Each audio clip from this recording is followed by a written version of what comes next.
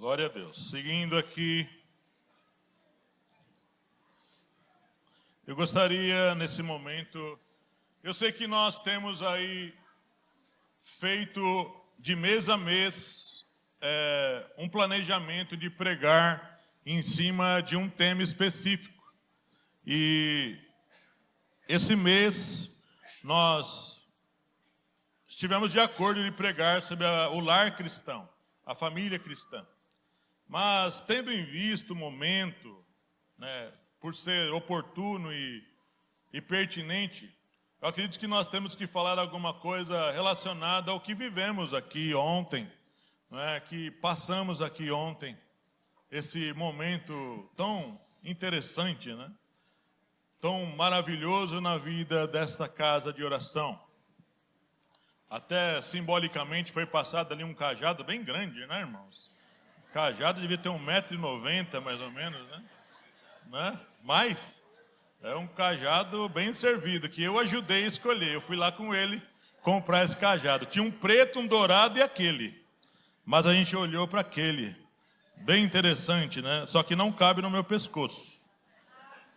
A cabeça é um pouco grande, não entra aqui. Ainda bem. Muito bem, pensando nisso, eu trouxe uma palavra que está lá na primeira epístola a Timóteo, capítulo 4. Nós vamos meditar em alguns poucos minutos. Eu quero meditar com vocês nessa epístola a Timóteo,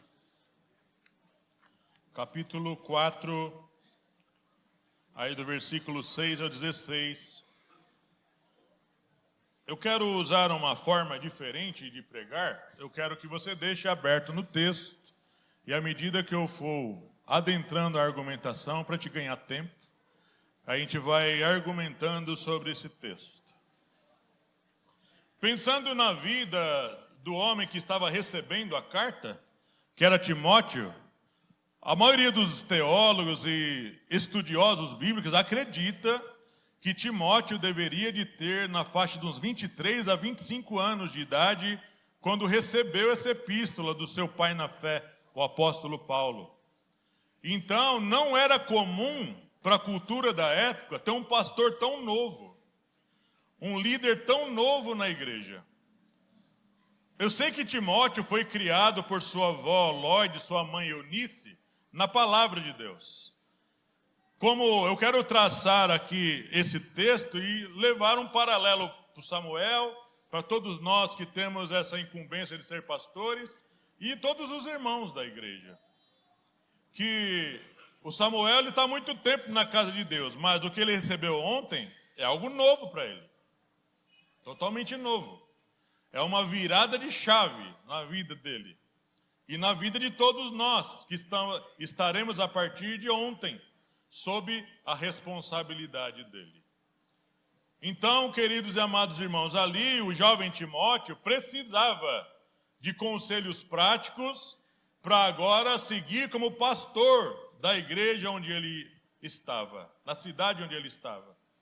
E Paulo, pensando nisso aqui, nessas duas epístolas, tanto a primeira como a segunda, ele dá conselhos práticos para uma família, para como cuidar dos idosos, para como cuidar da igreja, da própria vida, e lidar com os problemas exteriores que entravam na igreja. Então, pensando nisso, Samuel e todos os irmãos, eu sei que a palavra vai ser quase bem dirigida ao Samuel, mas a todos nós aqui, que estamos também debaixo, vivendo essa história. Então, eu gostaria de falar com vocês sobre alguns preceitos, alguns conselhos importantes para você ter sucesso no ministério. Conselhos importantes para ter sucesso no ministério. O primeiro está aí no versículo 6, da primeira epístola a Timóteo, capítulo 4.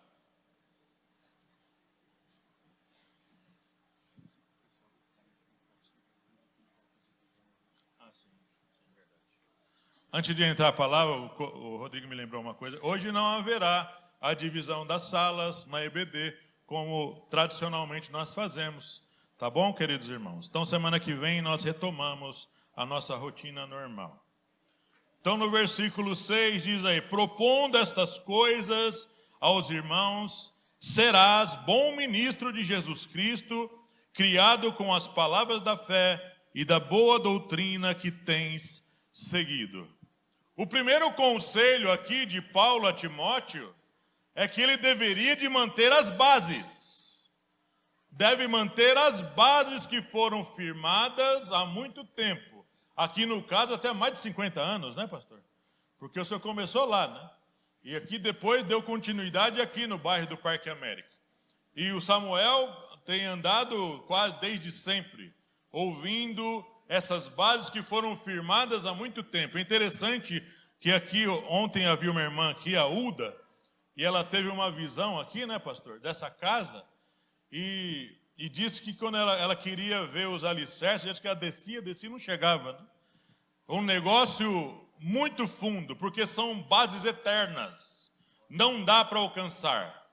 Então nós, Samuel e todos nós, como Paulo fala a Timóteo aqui, você deve continuar a seguir as bases que foram plantadas pelo seu pai.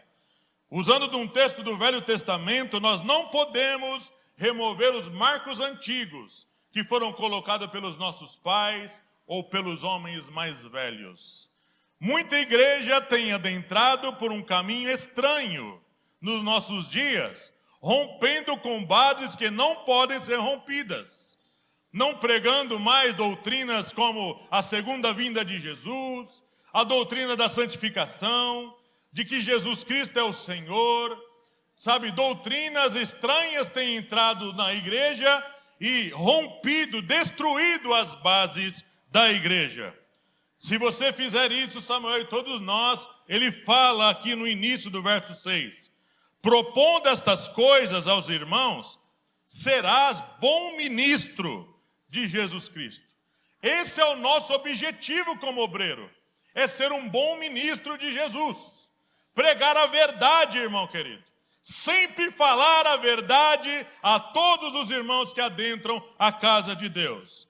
Esse é o primeiro conselho. E qual é o segundo? Verso 7.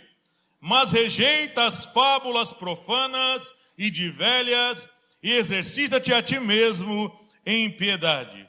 A palavra fábulas aqui seriam aqueles contos, aquelas histórias fictícias, aquelas histórias que as pessoas... Tem uma frase, irmão, ontem, conversando com os irmãos ali no final do culto, tem uma frase infeliz que é às vezes falada nos púlpitos, que essa frase não tem nada de boa, para não ficar só nas minhas palavras. Essa frase é infeliz, irmão. Nós estamos no púlpito para falar a palavra de Deus, não as nossas palavras. Nós não estamos aqui para interpretar o texto como a gente quer. A palavra de Deus não é de particular interpretação.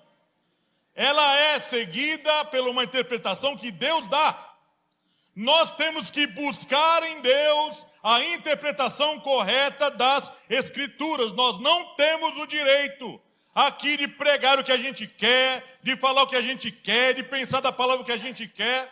A palavra é de Deus, nós temos que receber da fonte. A revelação vem de Deus e nós temos que anunciar a verdade de Deus a todos os irmãos. Aqui também havia no tempo de Paulo, como ainda existe no nosso tempo, pessoas que abandonam a sã doutrina e ficam atrás de profetas, atrás de sonhadores de sonhos, atrás de pessoas que estão inventando modas no Evangelho. O equilíbrio do Evangelho, o equilíbrio do ministro está em associar a verdade com o poder de Deus. Uma igreja, um ministro equilibrado, irmãos, é aquele que crê no Evangelho puro como ele é. E também crê no poder de Deus, na manifestação dos dons espirituais, na manifestação dos milagres que é para os nossos tempos. Deus ainda cura, Deus ainda sara, Deus ainda levanta mortos, Deus ainda abre os olhos dos cegos, Deus ainda faz maravilhas. O Senhor não mudou e não vai mudar.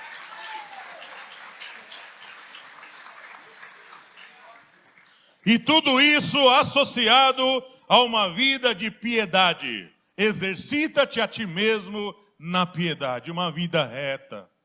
uma vida santa, uma vida que agrada a Deus em primeiro lugar. Terceira coisa que Paulo aconselha a Timóteo, está aqui no versículo 8.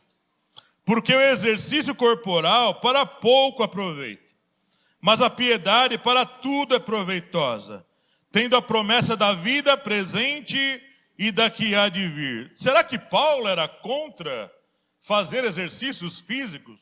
O texto não está falando disso. Paulo não está falando aqui que é contra academias, contra caminhada, correr. Paulo está combatendo aqui uma doutrina do tempo dele, é o ascetismo. O que era isso aí? O ascetismo pregava que a pessoa, para agradar a Deus, ele precisava viver em jejuns, abrir mão da amizade com as pessoas, se afastar da família. Eu vou ler um texto aqui agora, que ele enfatiza essa verdade. Pessoas que não podiam tocar em nada, não podiam andar no meio de pessoas que estavam comemorando uma festa estranha, que fosse, por exemplo, hoje, se eu fosse um asceta, e meu amigo me convida para ir na casa dele, eu sei que ele não é cristão. Ou meu pai e minha mãe, que de repente são adeptos de outra corrente que eu não creio, e ele me convida para ir lá. Eu não vou não. Eu sou crente, eu não vou me contaminar com isso. Errado, irmão, você tem que ir. Você lá vai brilhar lá, naquelas trevas lá. Paulo aqui está combatendo esse povo que falava, não é para ficar mais perto desse povo. Então aqui o exercício corporal, como essas pessoas praticam, para pouco é proveitoso, não tem proveito nenhum. Aonde ele fortalece essa doutrina? Volta um pouquinho na sua Bíblia, lá em Colossenses capítulo 2, Colossenses 2, o 21 e o 23, ele enfatiza essa verdade aí. A partir do 20, na verdade. Colossenses capítulo 2, a partir do 20, ele está combatendo justamente essa doutrina errada. Se, pois, estáis mortos com Cristo quanto aos rudimentos do mundo, por que vos carregam ainda de ordenanças como se vivesses no mundo? Interpretando isso aqui, se você já é crente, já morreu com Jesus, já está com o seu nome escrito no livro da vida, como o pastor pregou muito bem aqui ontem, naquele culto maravilhoso, por que a gente fica ainda se carregando, não posso tocar nisso, sabe? Já viu aqueles crentes muito místicos, irmãos? Não pode passar debaixo de escada, não posso ter esse negócio, toquei no morto, toquei num negócio, aquele negócio mal olhado, olhar de inveja, tenho que libertar dessas coisas, irmãos queridos. Contra o povo de Deus não há praga nem encantamento, irmão querido. Praga alguma chegará à tua tenda, querido irmão. Quantas vezes eu estou tocando em gente, orando por pessoas, esse negócio que apareceu na igreja, oração contrária, isso não existe, irmão querido. Pode orar o contrário quando você quiser. Deus só vai ouvir a oração verdadeira, feita com o coração quebrantado e contrito, querido irmão. Quente muito místico, sabe? Passou uma sombra aqui. Ore e manda esse capeta da sua casa, irmão querido. Manda embora esse negócio. Crente muito místico, sabe? Paulo está combatendo justamente esse povo. Verso 21. Tais como, não toques, não proves, não manuseis, comiam a comida. Essa comida estava consagrada. Eu quero saber, querido irmão, pela oração é santificada. Ora, come, enche o bucho, irmão querido. Se alega comendo o que a gente fez ontem aqui. Nós temos que nos alegrar que hoje, se o Espírito Santo presente dentro da minha vida não é suficiente para me santificar, para me purificar, para me libertar de todo o mal, eu não sei mais do que seja necessário. As quais coisas todas perecem pelo uso, segundo os preceitos e doutrina dos homens, as quais têm, na verdade, alguma aparência de sabedoria, em devoção voluntária, humildade e indisciplina do corpo, mas não são de valor algum, senão para satisfação da carne. Paulo está justamente combatendo isso. Não é o que acontece, pastor Flávio? Não é o que acontece? A pessoa se julga mais espiritual porque usa saia, porque não corta cabelo, Se julga mais espiritual porque lê 200 versículos da Bíblia. Se julga mais espiritual porque ora 8 horas por dia. Se julga mais espiritual que o outro porque faz jejuns, porque sobe nos montes. Se julga mais espiritual que o outro porque, como aquele, eu não sou como esse aí. Né? Eu dizimo, eu faço as coisas. Então, eu estou fazendo, meu corpo está totalmente santificado. Engano, irmão querido. Nós somos resgatados pela graça. Se nós vivemos uma vida santificada, nós não temos mérito nenhum. Todo o mérito está depositado na pessoa de Jesus. Nós somos seus servos. Nós somos seus filhos. Nós andamos na mesma fé de Jesus. Nós andamos no mesmo caminho, na mesma toada do Senhor Jesus Cristo. A Ele toda a glória. A Ele somente todo o louvor. A Ele ninguém mais. Voltando para o texto base da nossa mensagem, 1 Timóteo capítulo 4.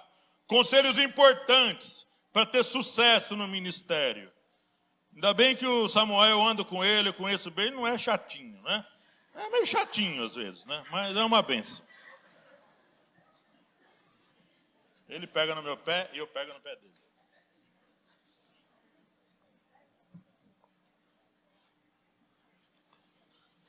Versículo 9, 10 e 11. Ele fala assim: esta palavra é fiel e digna de toda aceitação, porque para isto trabalhamos e lutamos, pois esperamos no Deus vivo, que é o Salvador de todos os homens, principalmente dos fiéis. Manda estas coisas e ensina-as. Qual o conselho básico que Paulo deixa aqui para Timóteo, o jovem pastor Timóteo? Paulo fala aqui que Timóteo tinha que ter foco. Foco. Ministro do Evangelho tem que ter foco, irmão. Porque a gente escuta muitas vozes. Muitas vozes mesmo. A Rosana está aqui e ela escuta muitas vozes em espanhol ainda. Né? Muitas vozes em espanhol. Irmão querido, já percebeu aquele negócio? É que aqui não acontece, não é assim porque Samuel conhece bem o pai que tem. Mas a gente às vezes nota essas igrejas que trazem pastor de fora para pastorear uma igreja que ele nunca conheceu. Não fazia parte dali.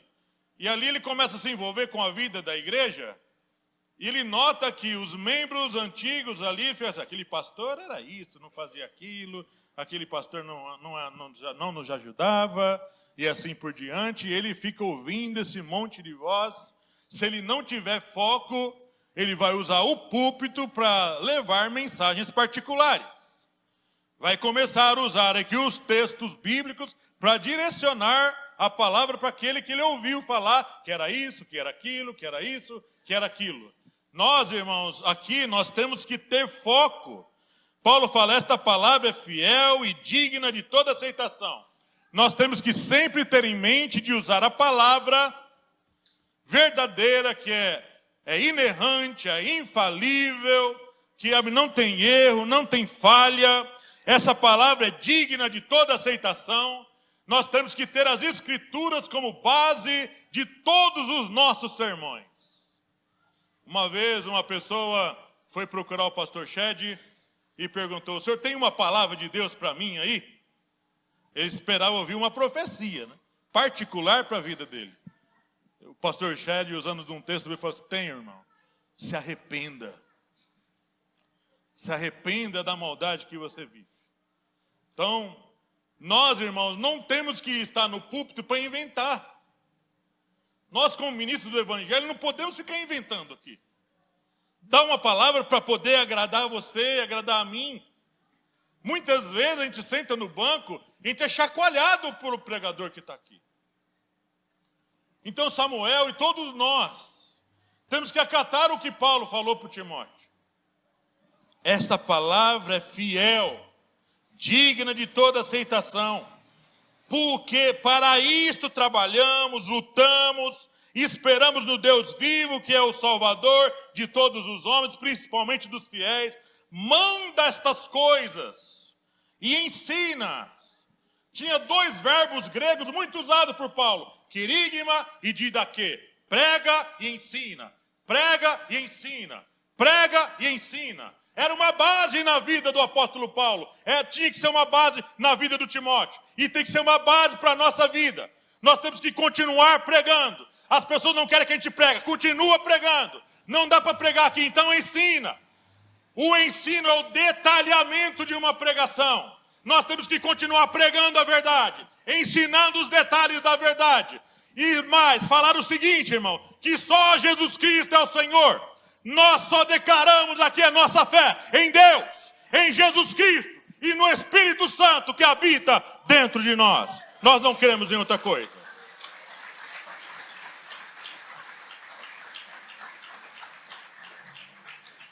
Verso 12. Agora uma coisa direcionada à vida pessoal do jovem Timóteo. Ele era mais novo que você, viu, Samuel? Você é até mais velho do que eu, viu?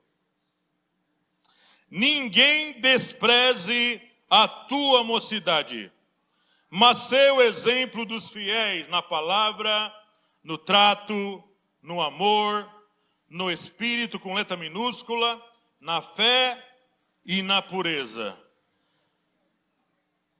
Aqui o conselho de Paulo a Timóteo, pastor Disseu, era orientando a Timóteo a não se sentir intimidado com as palavras que as pessoas iam falar dele.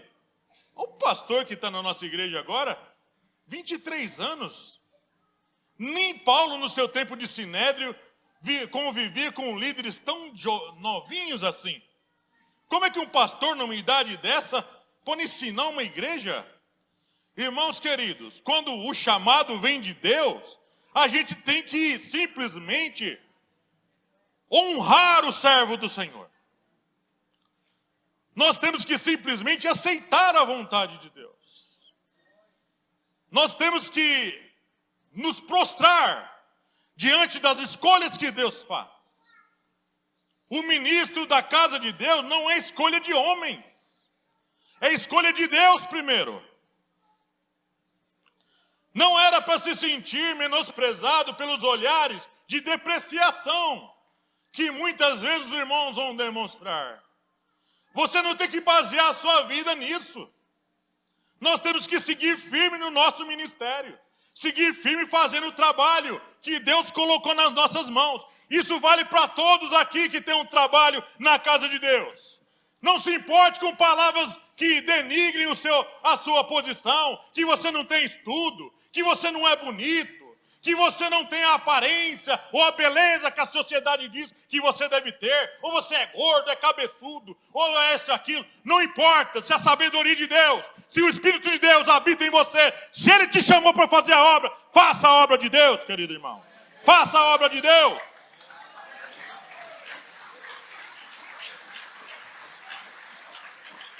Você, Timóteo, você não tem a bagagem teológica. Você não fez teologia, Timóteo. Você não fez parte do sinédrio que nem o Paulo. O Paulo, sim, tinha que ser o nosso pastor. Aí manda um jovem que nem você. Não, ninguém despreze a tua mocidade. Mas, do contrário, o que deveria de acontecer com o jovem Timóteo? Já ouvi uma frase interessante que diz que o exemplo arrasta, né? Diz que o exemplo de vida arrasta as pessoas a seguir aquilo que você segue. Ele tinha que ser aqui exemplo em algumas coisas, pastor Sérgio. Ele tinha que ser exemplo na palavra. Paulo fala, mas ser exemplo na palavra. Ser exemplo entre os fiéis, entre os irmãos da igreja, na palavra. Palavra aqui é a pregação mesmo.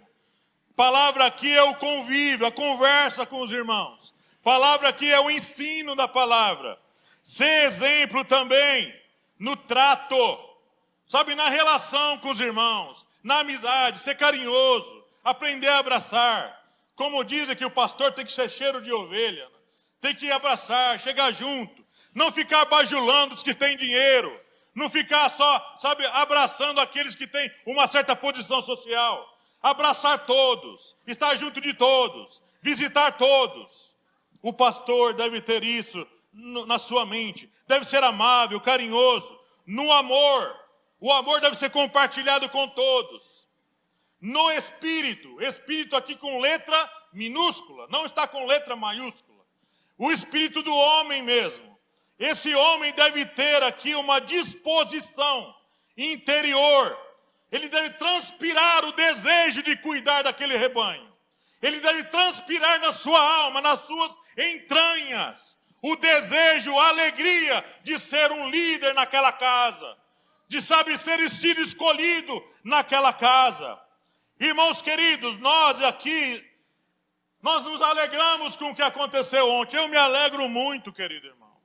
Eu não sou apenas um irmão do Samuel, eu sou um amigo dele. Eu estou muito feliz com o que aconteceu ontem. Compartilho da sua alegria, pastor. Eu acredito que viramos a chave para um tempo novo, um tempo de luta sim, mas de bênçãos. Um tempo que a gente vai orar bastante, vamos buscar bastante. Mas Deus vai nos dar muitas e muitas vitórias. Eu creio nisso, querido irmão. Eu creio nisso, nessa verdade.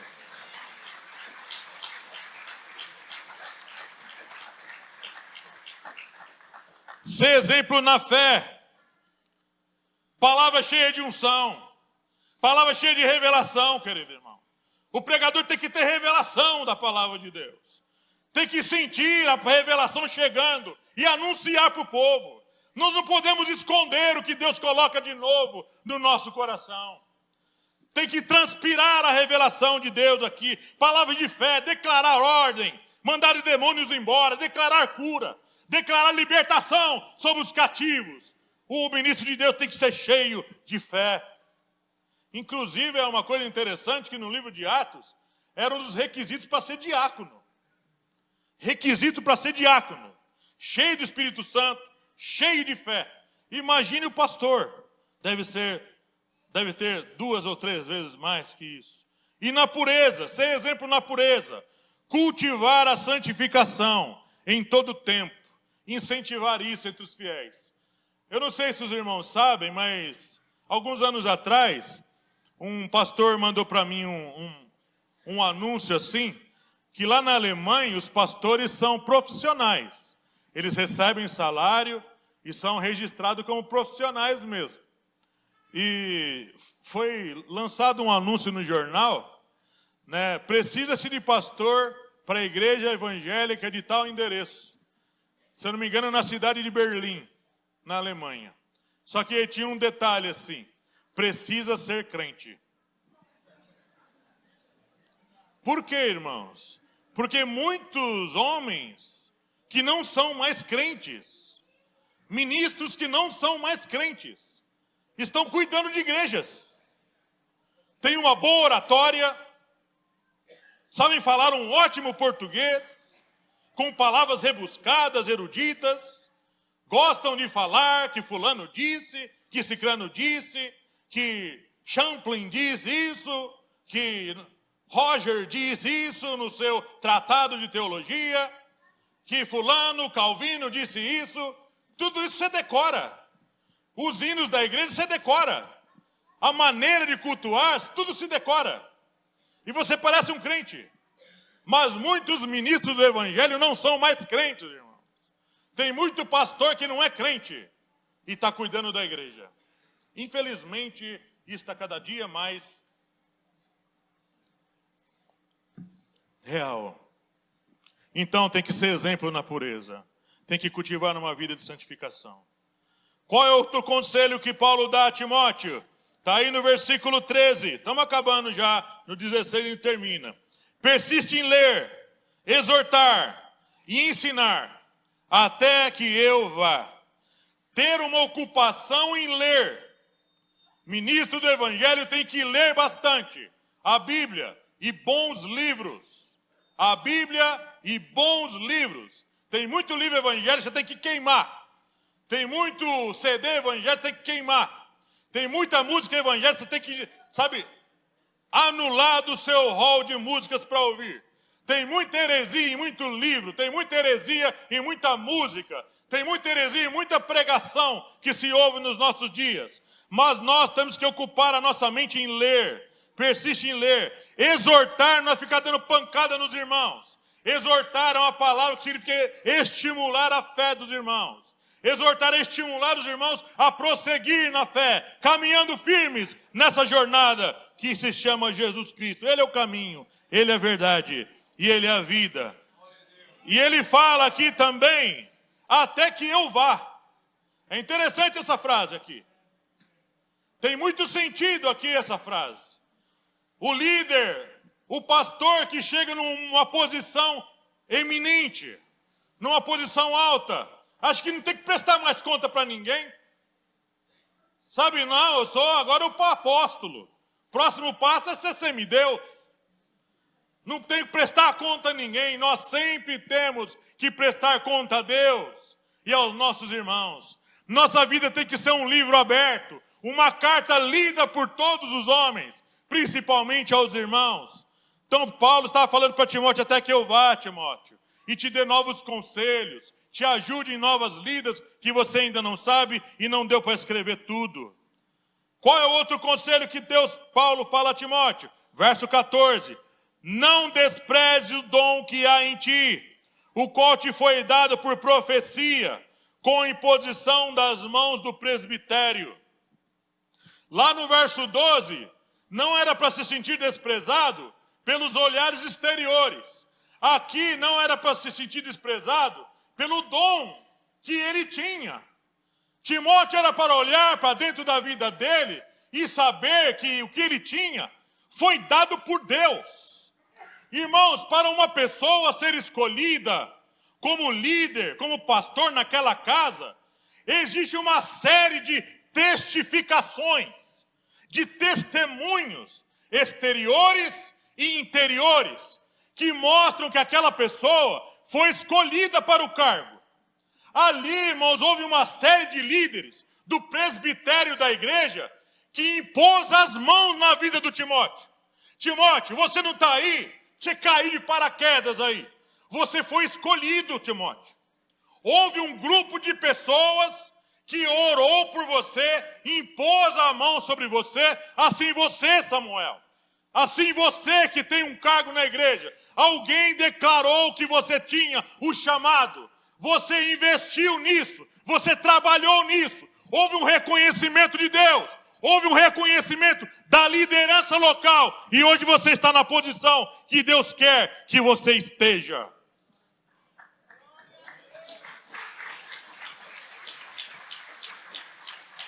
Verso 15. Medita essas coisas. Essas coisas ele está se referindo a todos esses versículos anteriores. Medita essas coisas. Ocupa-te nela, para que o teu aproveitamento seja manifesto a todos. Eu gosto dessa palavra manifestar, é epifaneia. Essa palavra é uma manifestação, é uma evidência visível. Isso aqui é uma manifestação que tem água aqui, é um fato isso aqui. Tem água aqui, eu vou beber. É verdade, mas é importante beber ela, né? Ocupa-te nelas, porque o seu aproveitamento vai ser manifesto. A sua vida nos bastidores, Samuel. A sua vida, irmão, que você leva lá nos bastidores. A vida que você leva lá na sua intimidade. A vida que você tem lá na sua intimidade. Fica evidente aqui. Na pregação, nas visitas, sabe, no momento que você tem junto com os irmãos. Não precisa fazer tanto barulho, às vezes. Fica evidente que você é um cristão. Você chega num lugar e sai do lugar. As pessoas testemunham, puxa, a sua visita foi providencial aqui. Como mudou as coisas aqui em casa. As portas abriram. Meu filho arrumou emprego. Nossa, a sua presença aqui, não a sua, mas Jesus em você, naquela casa, ficou manifesto que Deus está trabalhando em você. Quando a gente não faz nada no íntimo, irmãos, no exterior, nada aparece também. Nada aparece. Então Paulo fala para Timóteo, ocupa-te nessas coisas, Timóteo. Vive uma vida de devoção, de leitura, de busca. Mas as pessoas não gostam de mim. Você não tem nada, você não tem problema com isso, irmão querido. Sabe, as pessoas não vão com a minha cara, eu não estou nem aí, irmão querido. Não estou preocupado com isso. Você não é bonito, pastor. E daí? Sempre fui feio, qual o problema? Eu tenho é Deus, querido, eu quero é Deus na minha vida. Mas o senhor não tem um olho verde, um olho azul, um olho castanho, qual o problema disso? Eu não tenho estudo, eu não tenho faculdade, sabe? Eu não gozo na sociedade de um certo status. Qual o problema disso, querido irmão? Qual o problema com isso? Deus não está atrás dessas coisas. O Senhor está atrás de um coração quebrantado, um coração contrito, uma pessoa simples, querido irmão. Deus usa muito gente simples. E eu acredito, irmão, que o avivamento que está vindo por aí vai começar por gente simples, irmão. Gente que está na brecha, a gente não sabe. Gente que às vezes é quietinha no culto, mas tem vida com Deus. Gente que está orando de verdade, que está buscando de verdade, que tem prazer no Deus vivo. É com esses que Deus vai começar. E com os pastores simples que Deus vai começar. Não se importe com críticas, não se importe com essas coisas, querido. E o final aqui do versículo, no último versículo desse tempo, versículo 16, ele fala: tem cuidado de ti mesmo e da doutrina. Persevera nestas coisas, porque fazendo isto, te salvarás tanto a ti mesmo como os que te ouvem. Tem cuidado de ti mesmo e da doutrina. Duas preocupações básicas de um ministro. Cuidar da própria vida, que envolve uma série de coisas, trabalho. O ministro de Deus tem que trabalhar. O ministro de Deus tem que ocupar sua mente na leitura. Tem que gastar tempo com oração. Tem que gastar tempo meditando nas Escrituras. Não é subir aqui, irmãos, o Espírito Santo vai me revelar o que eu vou pregar. Não seja preguiçoso. Vai estudar. Vai ler, vai meditar, vai tirar um texto, vai cavar, vai tirar revelação, vai buscar em Deus. Medita nessas coisas, tem cuidado de ti mesmo, cuidar do corpo, procurar comer coisas melhores, sabe? Tentar emagrecer, Nila, para você é essa, viu? Tentar emagrecer, né? Lutar contra o peso, é difícil, irmão, perder peso, mas ganhar peso é uma maravilha, viu? Ainda mais ontem, você viu? Quem não ganha peso comendo tanto, irmão? É salgado, é croissant, é bolo. A gente está bebendo um copo de refrigerante, vem outro e fica com a garrafa do nosso lado. O copo está cheio, irmão. O copo está cheio. Então, é difícil se libertar desse refrigerante, né, irmão? Aquilo na verdade, é um veneno. Refrigerante é um veneno. Até aquele suco de caixinha também, viu? É um veneno aquilo. Mas a gente gosta de porcaria, né, irmão? Meu Deus do céu. Vai no McDonald's, quero 2 Big Mac. Não é só um não dá. Já que um não dá, tem que ser 2. E tem que ser acompanhado com a bendita das fritas, né? O copo, você quer quanto? Um copo de refrigerante? 500 ml. Esses dias minha esposa fomos comer ali no supermarket, tem um lugar lá que eles vendem suco natural, né? Eu falei, tem suco na tem, de acerola, que eu amo, e goiaba, eu amo também. Ele falou, tem copo de 200 ml, 300, 500. Dá um de 500, para cair a casa logo. A Márcia falou, você pegou de 500? Eu falei, meu, olho é maior. Olho de gordo, irmão, é um problema. Olho de gordo é um problema. Tem lá bolo de morango, tem bolo de chocolate, tem lá um pão seco. Já pegou o pão? Não, bolo, quero bolo. Esse problema de comer está na mente, irmão. Está na mente. Eu comecei a engordar de verdade com 30 anos, que eu abandonei a prática de exercícios. Eu era magro, irmão. Aparecia um pirulito com a cabeça desse tamanho. Sabe? Aí, era magro, jogava bola, jogava basquete, era um esportista. Mas aí o que aconteceu? Problema no joelho, que até hoje eu tenho. Aí eu abandonei a prática esportiva, aí engordei. Então, eu sei que se eu pegar firme, eu emagreço. Mas a pegar firme, quero ver pegar firme. Eu tentei academia aqui na Jequirituba, eu fui lá fazer academia. Mas é um narcisismo, irmão. É um negócio de olhar para a perna, olhar para a barriga, olhar para as costas. E eu não tinha nada para olhar. Não olhar não, gosta do espelho, não quero olhar para nada aqui. Não dá para olhar ainda. Mas a gente tem que fazer alguma coisa, pastor Sérgio, para perder essa pança de elefante. Mas eu quero que você me ame, mesmo gordinho, tá, irmão? Me ame, porque eu amo você em Cristo Jesus. E aqui, finalizando, tem cuidado de ti mesmo e da doutrina. Tem cuidado de ti mesmo, da família. O ministro de Deus tem que cuidar dos seus filhos. Cuidar do seu trabalho. Ter um bom testemunho aí fora. Pagar as contas. Sabe? Tem que levar uma vida reta. Para quem é ministro, a exigência é maior, irmão. É bem maior. A quem mais for dado, mais vai ser cobrado. Então, eu acredito que no dia do tribunal de Cristo, diferente aqui, a fila era aleatória, né? Lá os ministros vão ser os primeiros, cabeção, tudo na fila. Então, eu e alguns vão estar bem lá na frente, né? Para ser...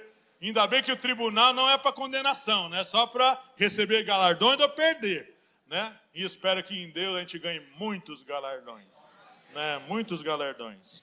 Eu quero encerrar essa palavra aqui nesse momento e agradecer a Deus por esse tempo que nós temos estado aqui. E eu glorifico a Deus, irmãos. Glorifico a Deus pelo que Ele está fazendo. Como a irmã Ruth fala muito, eu só fico sentada vendo as maravilhas que Deus faz. Não é? Essa é a coisa maravilhosa na obra de Deus. A gente trabalha e ora, mas quem faz é Deus. Né? Então, por isso, toda a glória...